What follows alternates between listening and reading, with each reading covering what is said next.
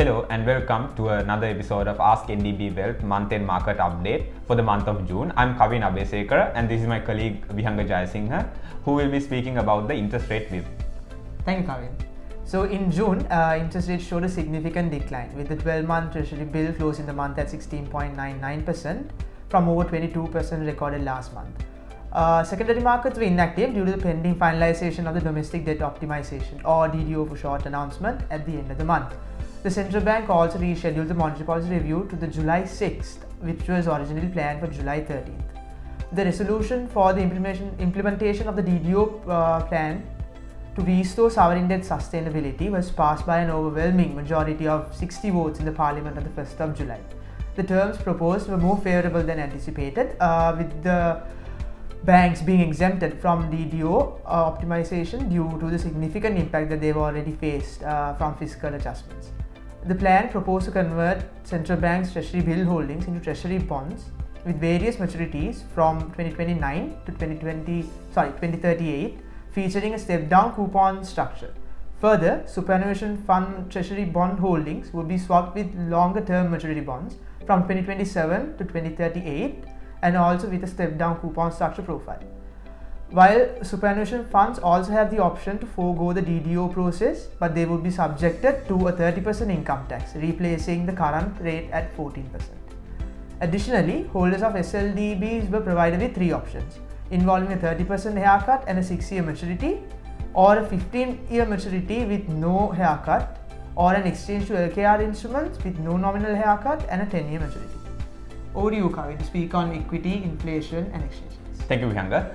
Inflation based on the Colombo Consumer Price Index saw a sharp decrease of 12% in June from 25.2% recorded in May 2023. Food inflation dropped to single-digit levels of 4.1% from 21.5% in May 2023, while non-food inflation decreased to 16.2%.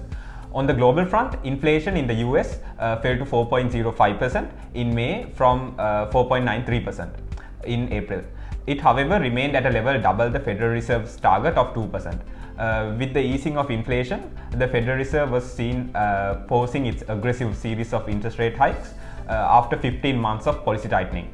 According to the CBSL, export earnings experienced a year-on-year decline of 2.7% in May, attributed to a 14.5% drop in textile and garment exports, which is the largest contributor to our export earnings. In contrast, inflation experienced a year-on-year gain of 1% in the month of May to 1.47 billion, of which we saw intermediate goods falling by 6.3%, mainly due to the 6.9% drop in fuel imports. Worker remittances increased notably to $480 million in May in comparison to $304 million in April. Due to the seasonal impacts, tourist arrivals were at around 83,000 in May compared to over 100,000 arrivals recorded in April. During the first half of June, the Sri Lankan rupee was continuing its appreciating trend against the US dollar. However, the currency witnessed depreciation in the last 2 weeks of the month, closing at 308.83. Overall, the rupee was a net loser for the month with a decline of 4.31% compared to April 23, which was mainly attributed to the gradual ease of import restrictions. In the equity markets, the ASPI and the more liquid S&P SL20 index saw a steep increase of 10.4% and 12.1% during the month, with investors speculating on a more favorable than expected DDR outcome, and heavy buying interest towards banking counters was witnessed.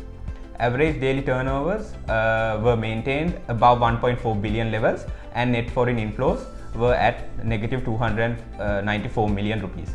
Thank you. Thank you, Kavin, and thank you for joining in for another episode of Ask NDB Wealth.